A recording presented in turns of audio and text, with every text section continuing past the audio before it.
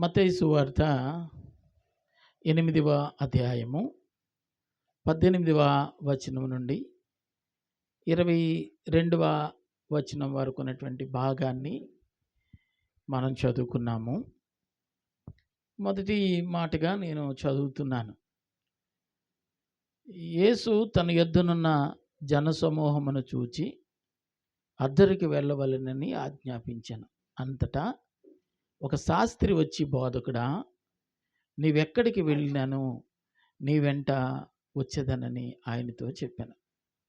అందుకు యేసు, నక్కలకు బొరియలను ఆకాశ పక్షులకు నివాసములు కలవు గాని మనుష్య కుమారుడు తలవాల్చుకొనుటకైనను స్థలము లేదని చెప్పాను. దేవునికే మహిమ కలుగును గాక.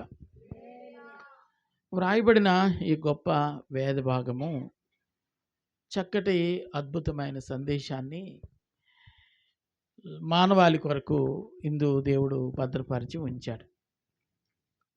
యేసుక్రీస్తు వారు మానవ శరీరంతో భూమి మీద సంచరించిన కాలంలో జరిగిన ఒక ఉదంతం ఇది.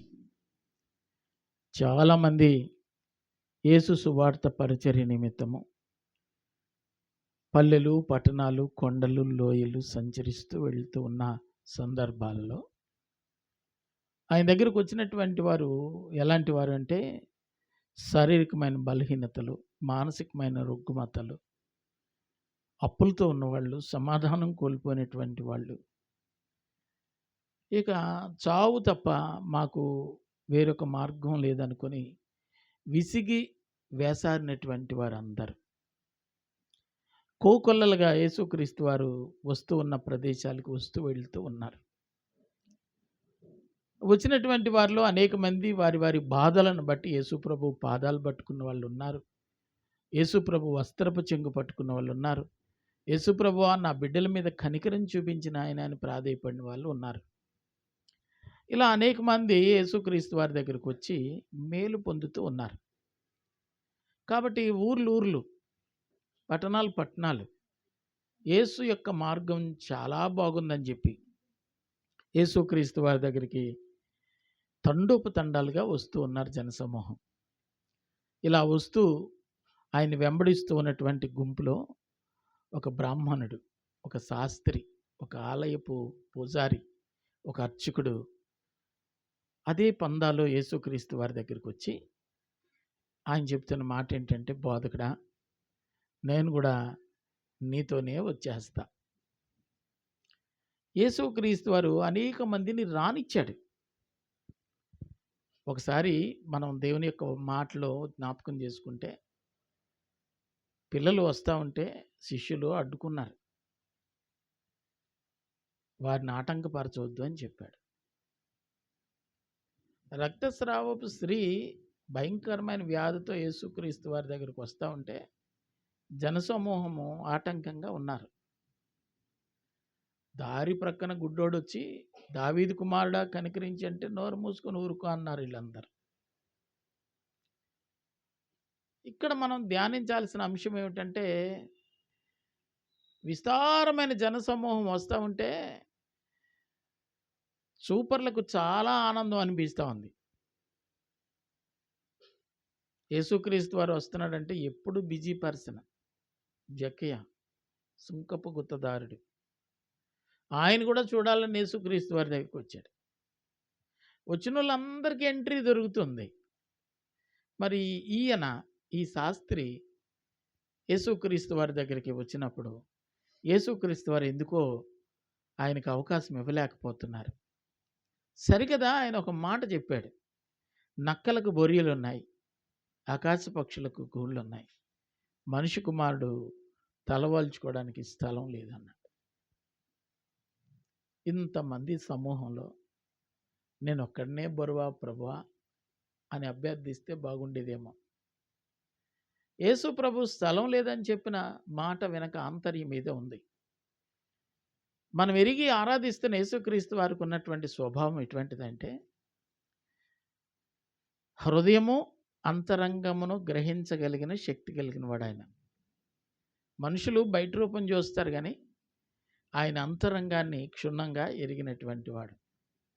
ఇతడు ఎందు నిమిత్తం వస్తానన్నాడు, ఇతను వస్తానంటే ఆయన ఎందుకు రావద్దు అంటున్నాడు అర్థం కాల. ఒక మాట చెబితే ఒక యవనస్తుడు అంటాడు, అయ్యా నేనేమో పెళ్లి చేసుకున్నాను, నా భార్యని విడిచిపెట్టి వచ్చాను, నేను వెళ్ళాలి అంటాడు. ఒక రైతు వచ్చి అంటాడు, నేను జత ఇడ్లు కొన్నాను, అవి ఎలా ఉన్నాయో చూసుకోలేదు, వెళ్ళాలి అంటాడు. మరొక మనుషుడు వచ్చి ఏమని చెప్తాడంటే, నా తండ్రి చనిపోయాడని వార్త వచ్చింది, నేను వెళ్ళాలి అంటాడు. పోతానన్న వాళ్ళనేమో వద్దన్నాడా, నీతోనే ఉంటాను వస్తానన్న వాడినేమో రావద్దంటున్నాడా? ఏదో ఆంతర్యం ఉంది. యేసుక్రీస్తు తన దగ్గరికి వచ్చే వాళ్ళందరూ ఎలాంటి వారై ఉండాలి అంటే, నిత్య జీవము కొరకైన ఆసక్తి కలిగిన వారై ఉండాలి. తాత్కాలికమైనటువంటి స్వస్థతల కొరకు, తాత్కాలికమైన మేళ్ళు కొరకు, జ్వరం తగ్గాలనో, రొంపు తగ్గాలనో, పిల్లకి పెళ్ళి అవ్వాలనో, అప్పులు తీరాలనో వచ్చిన వాళ్ళు యేసుప్రభుకి అక్కర్లా. వాటి కొరకు కాక రక్షణ కొరకు వచ్చినటువంటి వారందరికీ ఇవన్నీ అనుగ్రహించగలిగిన సమర్థుడు ఆయన. ఇప్పుడు ఈయనేమో గుడికి కప్పేసేస్తాను, నీది వెనకాల వచ్చేస్తానా అంటున్నాడు ఈ శాస్త్రి యొక్క ఉద్దేశం ఏమిటంటే, భుక్తి కొరకు, సుఖప్రదమైనటువంటి జీవితం కొరకు యేసుప్రభుని వెంబడిస్తానని చెప్పాడు. యేసుప్రభు అంటాడు, నువ్వు ఏ సుఖాన్ని ఆశించి నా దగ్గరకు వస్తున్నావో, నా దగ్గరకు వచ్చేవాడు సుఖపడాలని రాకూడదు, నా దగ్గరకు వచ్చేవాడు శ్రమ పడాలని రావాలి. నా మార్గం ఇరుకు, లోకస్తుల యొక్క మార్గం విశాలమైనది. ఇరుకు మార్గమున ప్రవేశించడానికి ఇష్టపడినటువంటి వాడు నాకు కావాలి, కానీ విశాలమైన మార్గాన్ని ఎన్నుకునేవాడు నా దగ్గర ఇమ్మడలేడు. అట్టివానికి నా వద్ద ప్రవేశం లేదని చెప్తాడు యేసుక్రీస్తు. కాకనే కాదు కూడదని వెంటాడుతూ ఉంటాడు ఆ మనుషుడు. వెంటాడుతూ ఉంటే, ఒక పని చేయి నాయన, అంతగా రావాలనుకుంటే నీ యొక్క స్వాస్థ్యం అమ్మేసి, అర్థమైందా, నన్ను వెంబడించు అంటాడు. వెంటనే తనంటాడు, మిగులు ఆస్తిపరుడు కనుక ఇదంతా అమ్మేసి నీ వెనకతలు రావడం ఎందుకు, నీ వెనకతలు వస్తే ఇది నాకున్నది రెండు పదిలంగా ఉంటాయని నీ వెనకతలు రావాలనుకున్నాను, కానీ అమ్మేసి నీ వెనకతలు రావాల్సి వస్తే నువ్వు వద్దు, నీ రాజ్యం వద్దని పోయాడు అతను. ఇప్పుడు అర్థమవుతుంది చూసేవాళ్ళకి, శిష్యులకి, ఆయన ఎందుకు నిరాకరించాడు అని. మనసు మారి రూపాంతరం చెంది ప్రభు కొరకు ఒక గొప్ప త్యాగపూరితమైన మనసుతో ఉన్నటువంటి వారికి యేసుక్రీస్తు దగ్గర ఎప్పుడూ స్థలం ఉంది. స్వార్థంతో ఈ లోకంలో ఏదో సంపాదించుకోవాలని, ఇంకా గొప్పవాడిని అయిపోవాలని, అటువంటి దుష్ట స్వభావంతో ఉన్నటువంటి వారికి ఆయన దగ్గర చోటు లేదు. కనాను స్త్రీ అని ఒక స్త్రీ గురించి బైబిల్లో రాసింది. వీళ్ళు ఎప్పుడు క్రైస్తవ్యాన్ని చిన్నచూపు చూసే స్వభావం కలిగిన వాళ్ళే. ఒకరోజు ఆమెకు ఒక అవసరం ఏర్పడింది. ఏమిటి అవసరం అంటే, పెళ్ళిడికి వచ్చిన కూతురు ఉంది ఆమెకి. ఆ అమ్మాయికి తరచూ దెయ్యం పడుతుందంట. చాలా ప్రయత్నాలు చేశారు. ఎన్ని ప్రయత్నాలు చేసినా ఫలితం అనేది ఆమెకు కనపడకపోగా, ఆ నోట ఈ నోట మాట్లాడుకున్న మాటల్లో విన్నది ఎప్పుడో, యేసు అనే వాని దగ్గరికి వెళితే మన దరిద్రం అంతా పోద్ది, యేసు అనే వాని దగ్గరికి వెళితే నా కుటుంబం బాగుపడిపోద్ది, నా అమ్మాయి స్వస్థపరచబడుతుంది. ఎవరో చెప్పారు, గెరేసేను ప్రాంతంలో ఒక భాగ్యవంతుని కుమారుడు దయ్యం పట్టి ఎవ్వరి స్వాధీనపరచలేని భయంకరమైన అవస్థలో ఉన్నటువంటి వాడిని యేసు వచ్చి బాగు చేశాడని. ఆ మాట ఆమెను పట్టుకుంది. వెంటనే యేసు ప్రభు దగ్గరికి వెళ్ళి, ప్రభువా నా కుమార్తె దుస్థితి ఇది అని బ్రతిమలాడటం మొదలుపెట్టింది. ఎంతోమందిని స్వస్థపరిచిన దేవుడు ఈ కనాను స్త్రీని స్వస్థపరచడం ఆయనకి పెద్ద కష్టమేమీ కాదు. కానీ నేను యూదుల కొరకు వచ్చినటువంటి వ్యక్తిని, మీ కొరకు కాదు కదా అని సూటిగా ఆమెకు అర్థమయ్యే విధంగా ఆయన మాట్లాడాడు. యజమానుడు తన పిల్లల కొరకు సిద్ధపరిచిన ఆహారాన్ని కుక్కలకి వేయడు కదా. అంటే మా రాజ్యం వేరని నీ భావన. ఇప్పుడు వేరు అనుకున్న నీవు ఇప్పుడు వేరై ఉన్నారనే భావంతో మమ్మల్ని చిన్నచూపు చూస్తున్న నీవు ఇప్పుడు మేం కావాలని వస్తే యేసుప్రభు చీప్ అయిపోడా? అందుకే అన్నాడు. ఆమంటది, నేను కుక్కలాంటి దాన్ని ప్రభా, బల్ల కింద రాలిన మొక్కలు ఏరుకోవడానికి ప్రాధేయపడుతుంది. ఆమె భక్తి, ఆమె విశ్వాసం చూసిన ఆయన ఆమె కుమార్తెను స్వస్థపరుస్తాడు. ఇంటికి వెళ్ళేసరికి ఆ పిల్ల చక్కగా తనను తాను అలంకరించుకుని ఉంది. స్వార్థము లేని హృదయంతో ప్రభు దగ్గరకు వచ్చిన వారు ఎవ్వరూ పరాభవం కాలేదు. స్వార్థము లేకుండా యేసు ప్రభు కావాలని వచ్చినటువంటి వారి బ్రతుకుల్లో నెమ్మది పొందారే తప్ప నిరాశపడలేదు. ఈ శాస్త్రి గారు ఆయన వచ్చి మహా ఎన్నో ఆశలు పెట్టేసుకున్నాడు. ఆయన బహుశా ఇంతమంది తలో 10 రూపాయలు వేసిన ₹1,00,00,000 అయిపోద్ది. ఎందుకంటే ఇసుకేస్తే రాలనంత. భక్తి సంబంధంగా నాకు ఎంతో అభ్యాసం ఉంది. నేను భక్తి సంబంధమైన కుటుంబంలో పుట్టాను, పెరిగాను. పూజా విధానం, వ్రత విధానం నాకు బాగా తెలుసు. కాస్త ఈయన సిద్ధాంతానికి నా భక్తిని జోడిస్తే సూపర్ అనుకున్నాడేమో. ఒకసారి యేసుక్రీస్తు వారు దగ్గరికి బరబ్బా వచ్చాడు. బరబ్బా అనగా భయంకరమైనటువంటి క్రూరమైన స్వభావం కలిగిన దొంగ.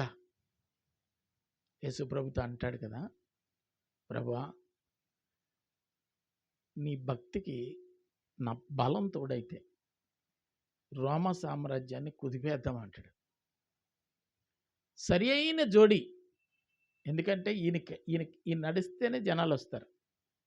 ఈయన దగ్గర మంది ఉన్నారు, నా దగ్గర ఏమో బలం ఉంది. ఈ రెండు కలిస్తే రోమ సామ్రాజ్యాన్ని ఓడించి వచ్చాను.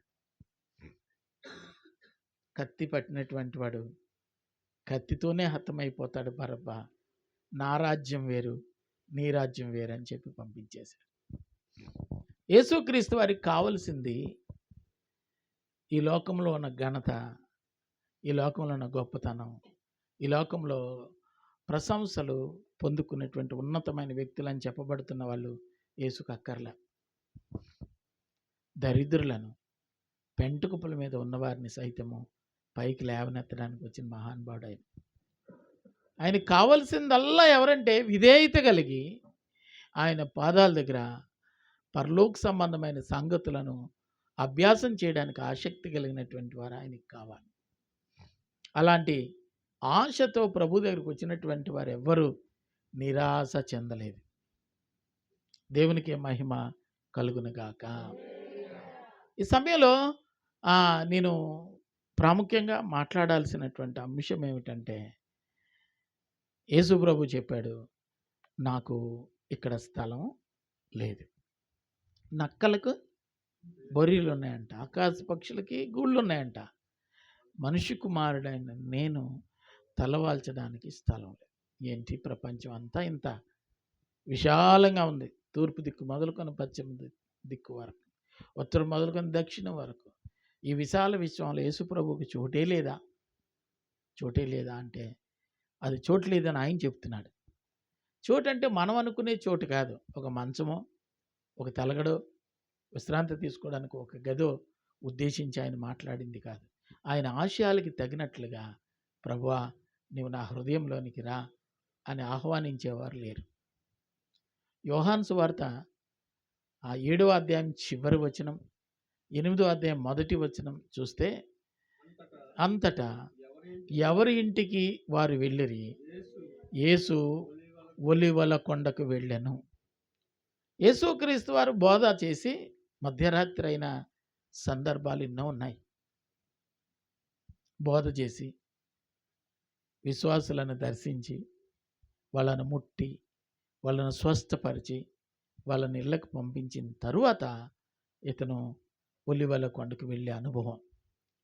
ఇంత గొప్ప ఘనమైన కూడిక జరిగింది కదా, ఇంత గొప్ప జనసమూహము ఆయన బోధ వినడానికి వచ్చారు కదా.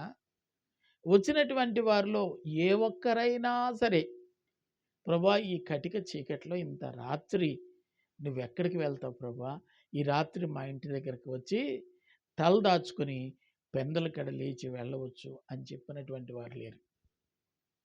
అంతటా ఎవరింటికి వాళ్ళు వెళ్ళిపోయారు. యేసు ఒక్కడే ఒలీవల కొండకు వెళ్ళిపోయినట్లుగా చూస్తున్నాం.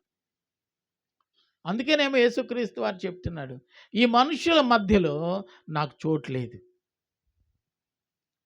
మేలు కొరకు పరుగులెత్తుకొని వస్తున్నారు కానీ, లాభాల కొరకు పరుగులెత్తుకొని వస్తున్నారు కానీ, నేను ఎందుకు వచ్చానో అర్థం కాక వీళ్ళు నన్ను ఆశ్రయించలేకపోతున్నారని చెప్తున్నాడు.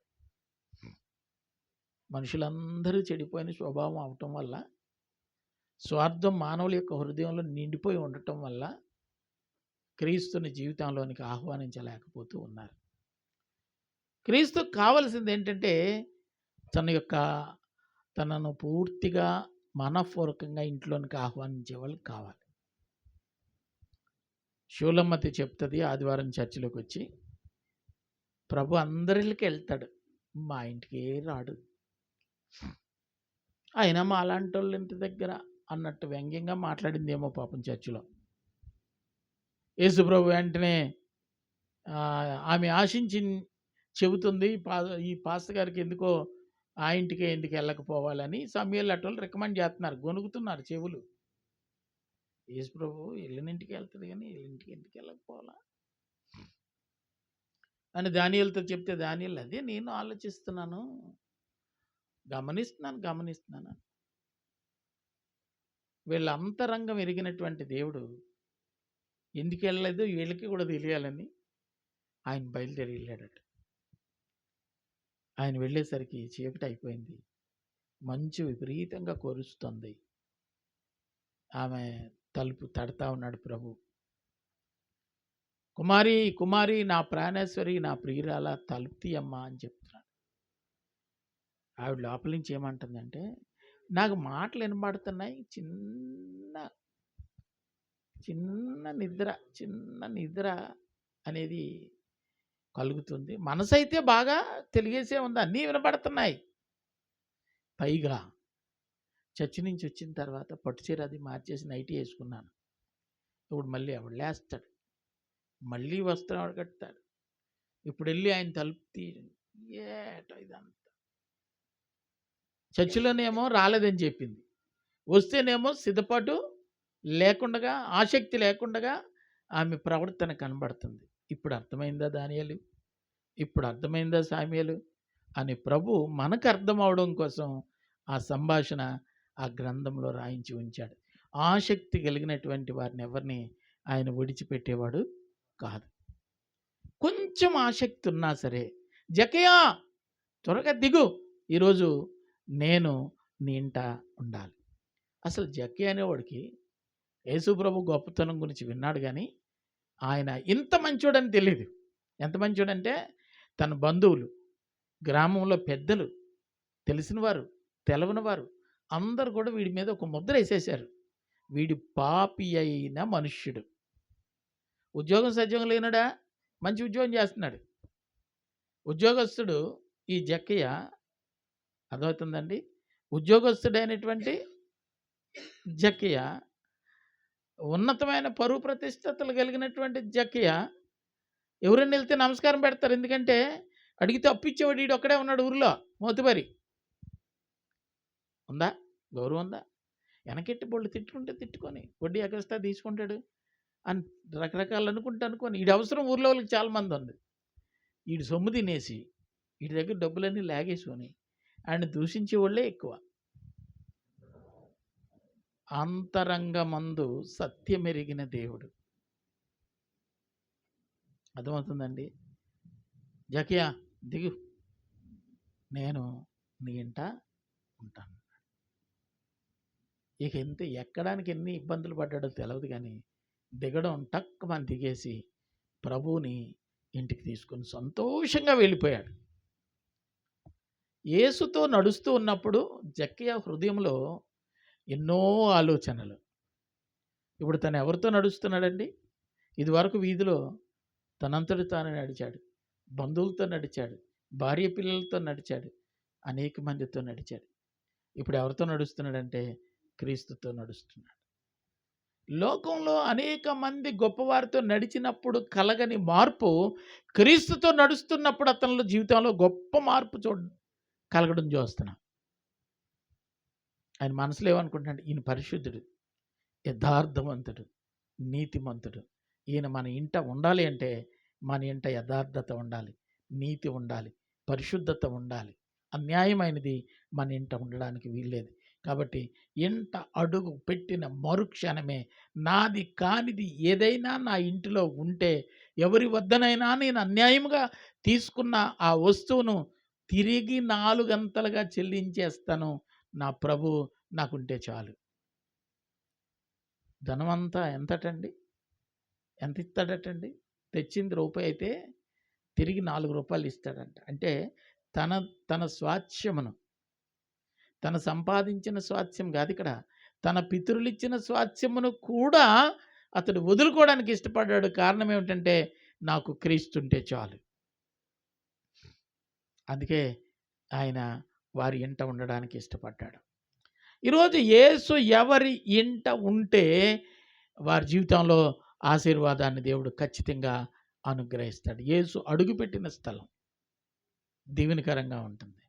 ఆకలి ఉండదు, దప్పిక ఉండదు, శ్రమలు ఉండవు. గొప్ప తేజోమయుడు ఆ ఇంట ఉన్నప్పుడు ఆ ఇంటి పరిస్థితులన్నింటినీ మార్చేసిన స్థితి. యేసు ప్రభు బోధ చేయడానికని గలిలయ సముద్ర తీరమున వెళ్తూ ఉన్నప్పుడు జనసమూహం మీద పడుతున్నారు. ఇక ప్రత్యామ్నాయం ఏమీ కనబడలేదు. బోధ వినేదానికంటే యేసు ప్రభు మీద పడేవాళ్ళు ఎక్కువైపోయారు. యేసు ప్రభుకి ఇప్పుడు ఒక వేదిక కావాలి.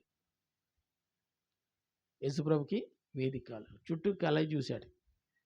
ఆ నదిలో, ఆ సముద్రంలో తేలియాడుతున్న నావ కనిపించింది.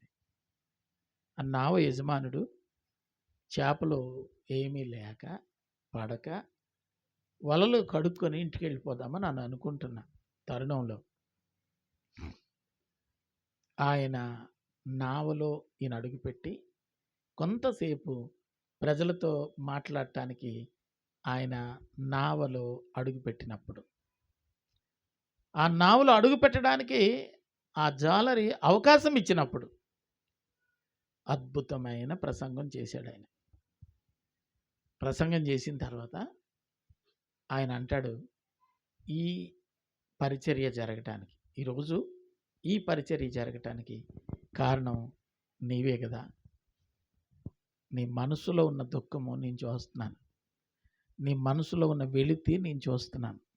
నీ భార్యతో నీవు వాగ్దానం చేసి వేటకొచ్చావు కదా, నేను వెళ్ళి చేపలు పట్టి తీసుకొచ్చి అమ్మి మన అవసరాలు తీరుస్తానని, పిల్లల ఫీజు కడతానని, అండ్ మార్కెట్ చూస్తానని, ఎన్నో కుటుంబ అవసరాలు నువ్వు వాగ్దానం ఇచ్చావు. తిరిగి నీ రాష్ట్రం వెళ్ళే పరిస్థితి నీలో నేను చూస్తున్నాను. నీ నావ కాస్త లోపలికి నడిపించమని చెప్పాడు. నడిపించమని ఇప్పుడు వల వేయమంటే అతడు లాగలేనన్ని విస్తారమైన చేపలు పడినట్లుగా మనం చూస్తున్నాం. దేవుని పిల్లలు మనం అర్థం చేసుకోవాలి. క్రీస్తు కొరకు నీవు చేసే త్యాగము నీ ఇంటిని ఆశీర్వాదపు గృహంగా మార్చేస్తుంది. యేసు నావలో అడుగుపెట్టినప్పుడు వాడి దరిద్రమే పోయింది. దేవుని పిల్లల మనసులో నేను ఒక మాట చెప్పాలని అనుకుంటున్నా. మనం ఆరాధించే దేవుడు ఎక్కడో ఉండటం కాదు. ఎక్కడుండాలి తెలుసా? మన ఇంటిలో ఉండాలి. మన ఇంటిలో దేవుడు ఉండడానికి, క్రీస్తు ఉండడానికి నీవు అనుమతిస్తే నీ ఇంటిని బంగారంగా మార్చేస్తాడు ఆయన. ఏమీ లేని పరిస్థితుల్లో నిరాశతో ఉన్నటువంటి ఆ జాలరి యొక్క బ్రతుకును దీవెనకరంగా మార్చిన దేవుడు ఆయన. దేవునికే మహిమ కలుగునగాక.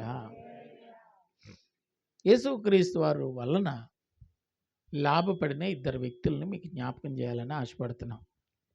బైబిల్ తెరచి లోకాసు వార్త 7వ అధ్యాయము 2వ వచనం నుంచి 10వ వచనం వరకు కొన్ని మాటలు మనం చదువుదామండి. లోకాసు వార్త 7వ అధ్యాయము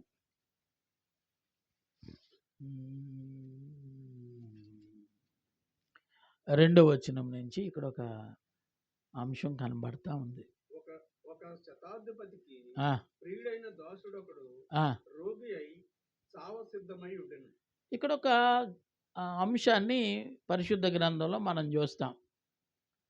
ఒక శతాధిపతి, శత అంటే 100 మంది ఆఫీసర్స్ మీద పై అధికారిన శతాధిపతికి తనకి ఇష్టడైన దాసుడు ఒకడు ఉన్నాడు. అర్థమైందా? జాగ్రత్తగా అర్థం చేసుకోవడానికి ప్రయత్నం చేద్దాం. శతాధిపతికి ప్రియుడైన దాసుడు ఉన్నాడు. అతడు రోగి అయి చచ్చిపోయే పరిస్థితుల్లో ఉన్నాడట. బైబిల్ చెప్తుంది. 7 హిల్స్కి తీసుకెళ్ళగలడు,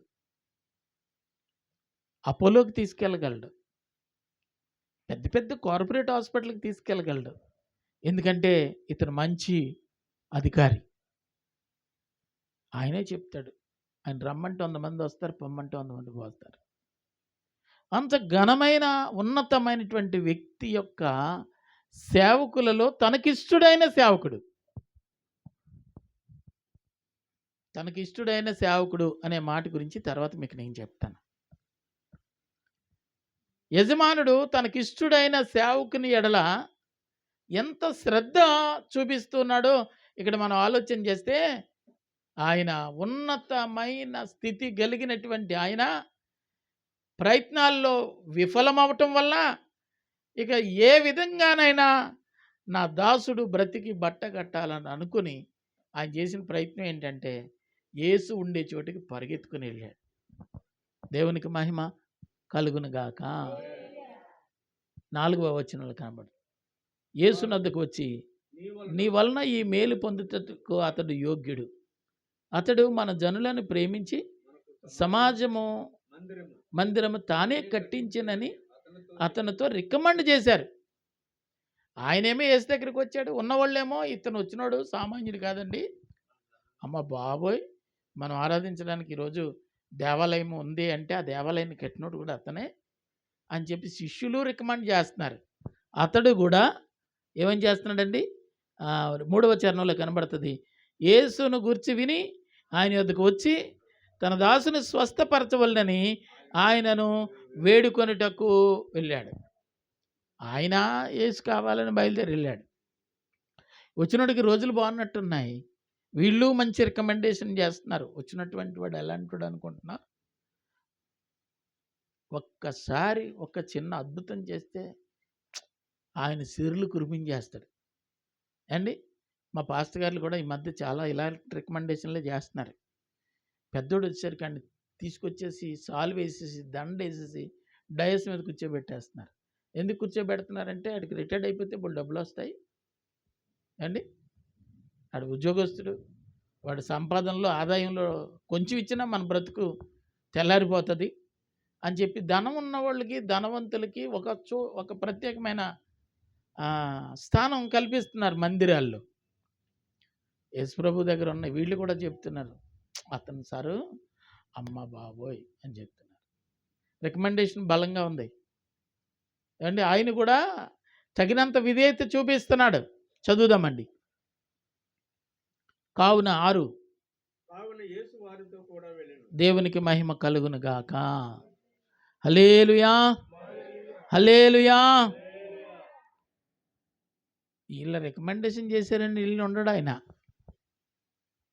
ఆయన అభ్యర్థిస్తున్నందువలన వెళ్ళాడు. ఆయన మొదట ఆయన అభ్యర్థిస్తున్నాడు కదా. 6వ వచనంలో మనం చూస్తే వెళ్ళను. శతాధిపతి తన స్నేహితులను చూసి మీరు ఆయన యొద్దకు వెళ్ళి ప్రభువా శ్రమ పుచ్చుకొనవద్దు, నీవు నా ఇంట్లోనికి వచ్చేందుకు నేను పాత్రుడును కాను. మాట మాత్రం సెలవిస్తే నా దాసుడు బ్రతికేస్తాడు. యేసు ప్రభుకి ఎదురుగా వచ్చి ఆయన చెప్తున్న మాట ఏంటంటే, నువ్వు నా ఇంట్లోనికి రావటానికి నేను అర్హుడని కాను. ఎవరండి ఈయన? 100 మంది ఉద్యోగులు కలిగిన ఒక పెద్ద సైన్యానికి నాయకుడు ఈయన. ఆయన అంటాడు, ప్రభా నువ్వు మా ఇంట్లో అడుగెట్టడానికి నేను పాత్రుడిని కాను. ఎందుకు ఈ మాట అని ఉంటాడంటే, ఆ జక్కీ అన్నాడు, ఆయన ఇంట్లో అడుగు పెట్టాలంటే నేను పాత్రుడిని కాదు, కానీ ఆయన అడుగు పెట్టాలి. అడుగు పెట్టాలంటే ఆయనకి ఇష్టం లేదు, తీసేయాలి. కాబట్టి ఉన్నదాంతో తీసుకెళ్ళి పని చేస్తా అన్నాడు. ఈయనంటాడు, అయ్యా నువ్వు నా ఇంట్లోనికి వస్తే నేను పాత్రుడని కాదన్నాడు. జక్కయ్య ఇచ్చేసినంతగా తక్కువ సంపాదన కాదు ఇతనికి ఉన్నది. జక్కయ్య ఇచ్చేయగలిగాడు, ఈయన ఇచ్చేయగలిగినంత సంపాదన కాదు ఇది. పునాదిలో కల్మషం ఉంది, ఇంటిలో అన్నింటిలో లంచాలతో కట్టినటువంటి గృహాలు అయి ఉన్నాయేమో బహుశా. ఇదంతా త్వరగా శుద్ధీకరణ అయ్యేది కాదు. ఈరోజు చాలామందిని చూస్తాం, ఉన్నతమైన స్థితి కలిగినటువంటి వాళ్ళు కట్టిన గృహాలన్నీ సత్యముగా యథార్థంగా సంపాదించి కట్టినవేనా అని ఆలోచన చేస్తే అడుగడుగునా అక్రమాలే. బహుశా అలాంటిది ఏదో ఉందేమో, కానీ అతడు విధేయతతో తన యొక్క అతిక్రమాలన్నింటినీ చెరిపివేసుకున్నాడు. ఒక్క మాటలో చెప్పాలంటే ఆయన బ్రతిమలాడుకున్న తీరి విధానం యేసుప్రభుకు నచ్చటం వల్ల అతని యొక్క స్థితిగతుల వైపు చూడలేదు ప్రభు. బ్రతిమలాడుతున్నాడు, అయ్యా నువ్వు మా ఇంటి అడుగు పెట్టడానికి నేను యోగ్యుడిని, మాట మాత్రం సెలవీయమన్నాడు. జరిగిన అద్భుతం ఏంటంటే 8వ వచనం చదివితే, 9 చదవండి. యేసు ఈ మాటలు విని అతని గూర్చి ఆశ్చర్యపడి తన వెంట వచ్చుచున్న జనసమూహం వైపు తిరిగి, ఇజ్రాయేలీలలోనైనను ఇంత గొప్ప విశ్వాసం నేను చూడలేదని మీతో చెప్పుచున్నానని. పంపబడిన వారు ఇంటికి తిరిగి వచ్చి ఆ దాసుడు స్వస్థచిత్తుడై ఉండుట కనుగొనిరి. దేవునికి మహిమ కలుగునుగాక. ఎంత గొప్ప అద్భుతం అంటే, తన విశ్వాసమును బట్టి దేవుడు కార్యం చేశాడు.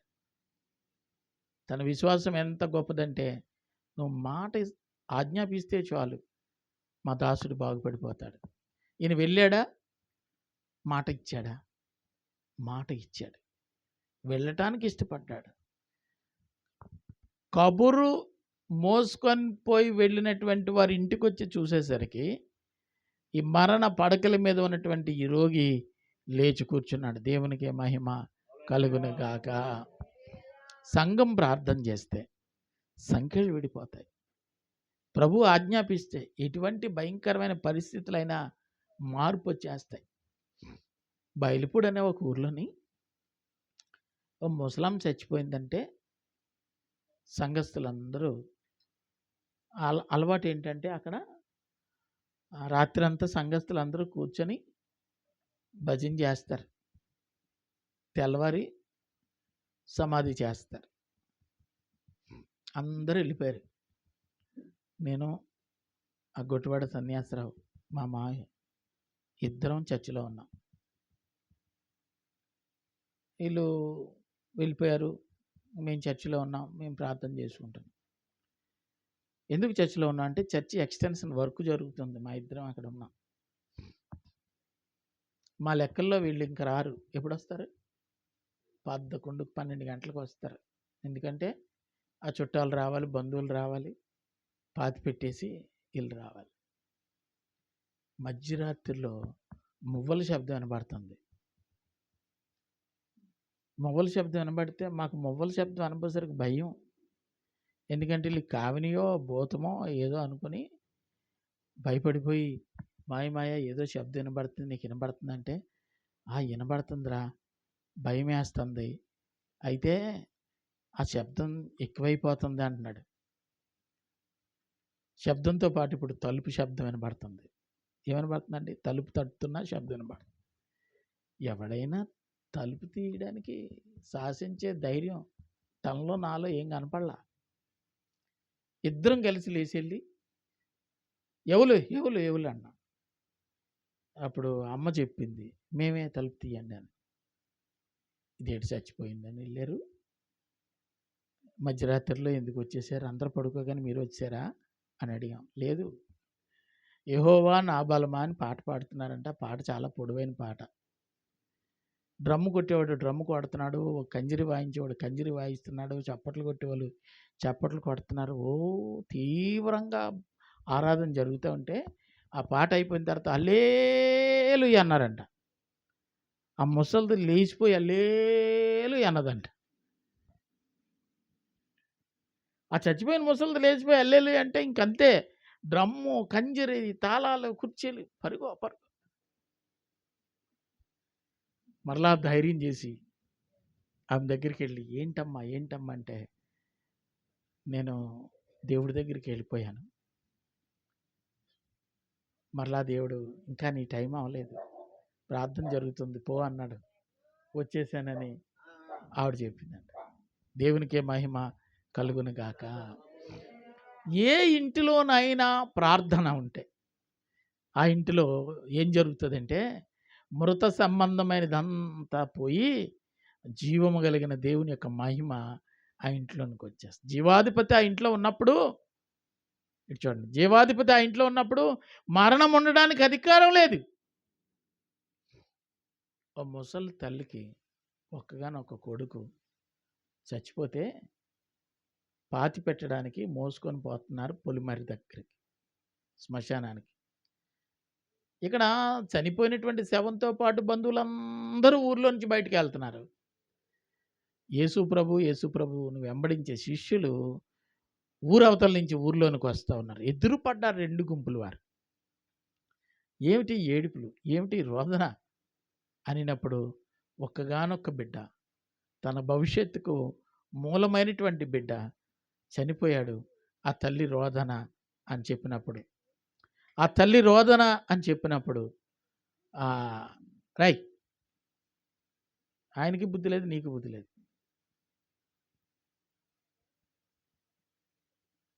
ఆ తల్లి రోదన చూసినటువంటి క్రీస్తు మోసుకొని పోతున్నటువంటి పాడెను ముట్టి స్వస్థపరిచాడు.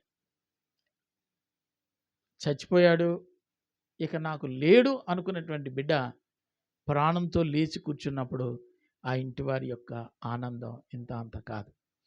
ఎందుకు ఈ మాటలు చెప్తున్నానంటే, జీవాధిపతి ఉన్న స్థలం ఆశీర్వాదకరంగా ఉంటుంది. ఆయన లేని స్థలం చీకటి, బాధాకరమైనటువంటి పరిస్థితి కలిగి ఉంటుంది. ఆయన ఆహ్వానించినటువంటి శతాధిపతి ఆనందంతో గంతులేశాడు.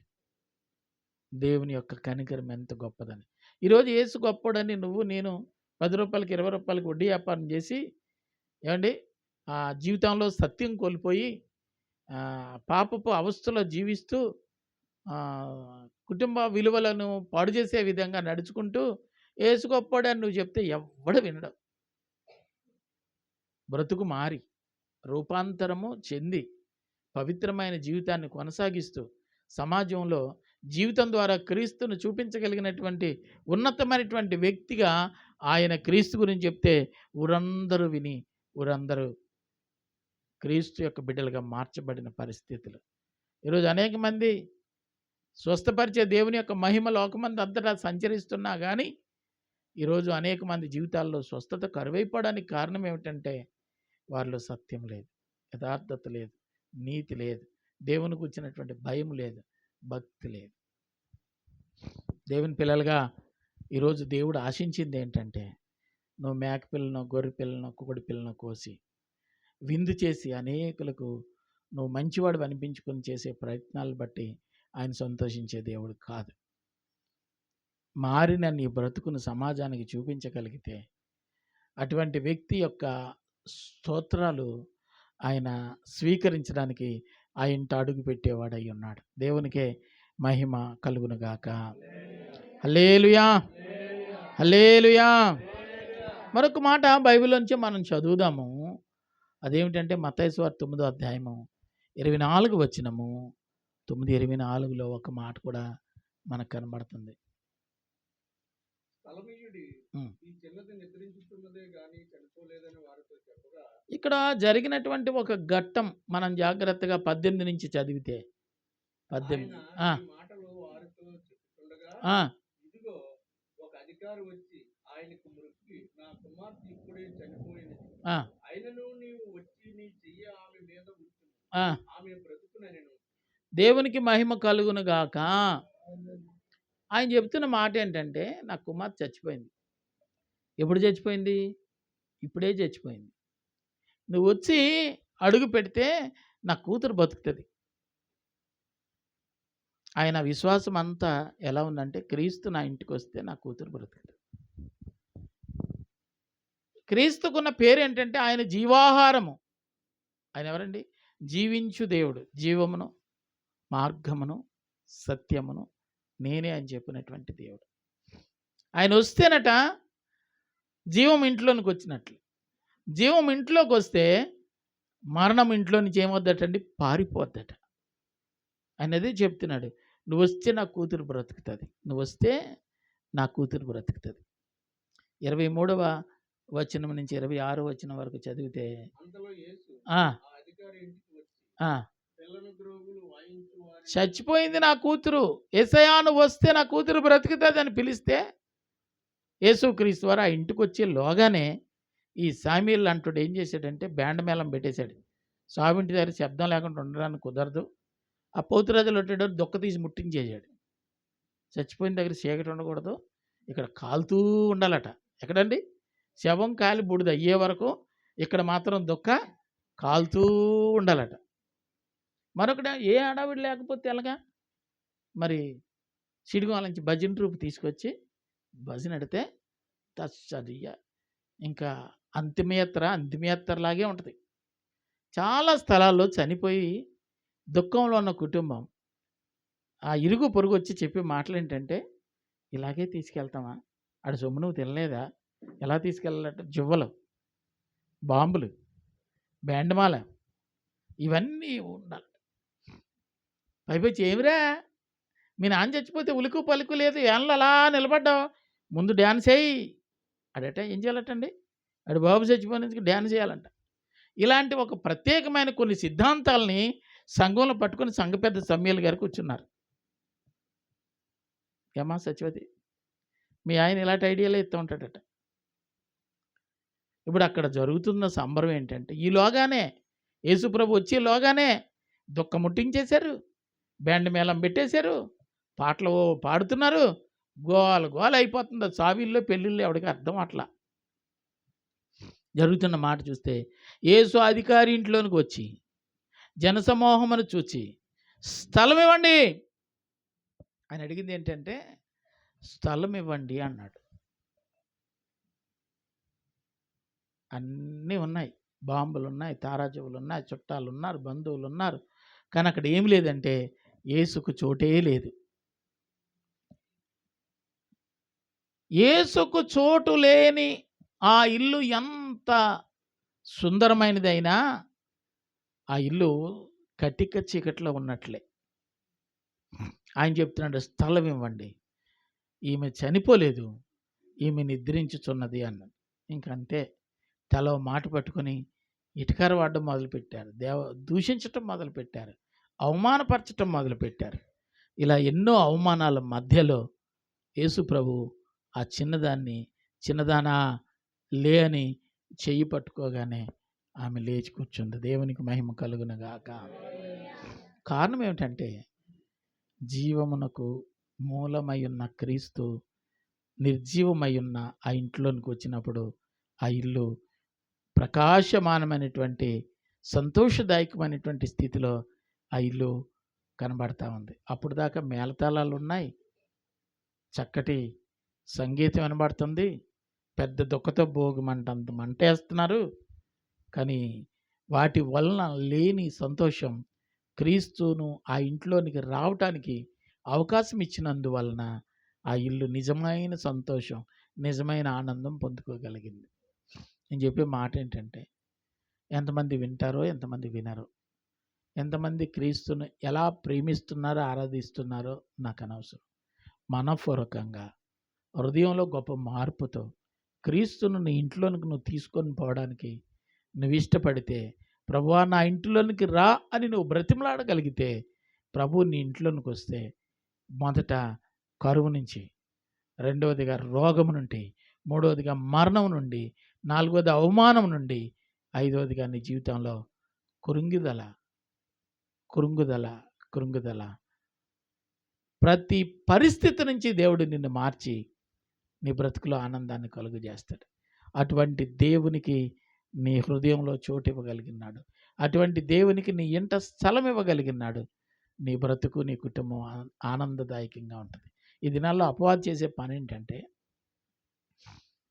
ఏ ఇంట్లోనికి యేసు వస్తే, ఏ ఊర్లోనికి యేసు వస్తే ఆ ఊరు దీవించబడుతుంది, ఆ కుటుంబం దీవించబడుతుంది అని ఎరిగి చాలామంది చెప్పే మాటలు ఏంటంటే, క్రైస్తవులు మా గ్రామంలోనికి రావద్దని బోర్డులు పెట్టేస్తున్నారు.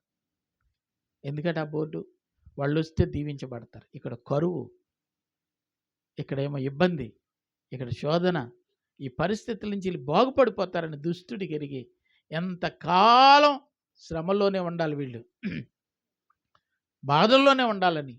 7 ఏళ్ల శనంట కదా, అది పడితే మనిషికి ఎత్తిరెళ్ళడట కదా. దుష్టుడు ఆ విధంగా గ్రామాల మీద, కుటుంబాల మీద ఏలుబడి చేస్తూ నిజదేవుడైన క్రీస్తుకు చోటివని పరిస్థితులు చాలా స్థలాల్లో చూస్తున్నాం. ధైర్యం చేసి సాహసించి నా ఇంటిలోనికి రా అని ఆహ్వానించగలిగితే ఆ ఇల్లు ఆశీర్వాదకరంగా మారిపోద్ది. మా పిన్ని అమ్మ ప్రార్థన పెట్టుకుంటామని చెబితే, పెట్టుకోండి బాబు అని అరుగిచ్చింది. ప్రార్థన చేసి మేము ప్రార్థన ముగించుకొని వెళ్ళేటప్పుడు అడిగితే ఏం కావాలమ్మా అంటే, ఏమున్నాయి బాబు అన్నీ ఉన్నాయి, మీ వదినకే పిల్లలు లేరని చెప్పి ప్రార్థన చేస్తాను. ప్రార్థన చేశాం. తర్వాత 3 నెలలకి తెలిసిన సమాచారం ఏంటంటే, బాబు మీ వదిన నీళ్ళు పోసుకుందని. అద్భుతంగా కొడుకు పుట్టాడు. అర్థమైందండి? దేవునికి మహిమ. వారు యేసు ప్రభునందు విశ్వాసం ఉంచారు.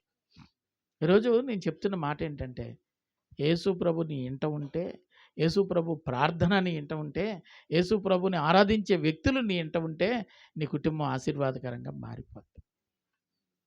మేలును కలుగజేసే క్రీస్తును నీతో పాటు నీ ఇంట్లోనికి తీసుకొని పోయే వ్యక్తిత్వాన్ని నువ్వు అలవర్చుకుంటే, లేమి, కొదువ, వ్యాధి, బాధ ఎన్నటికీ లేకుండా ఆయనే చేస్తాడు.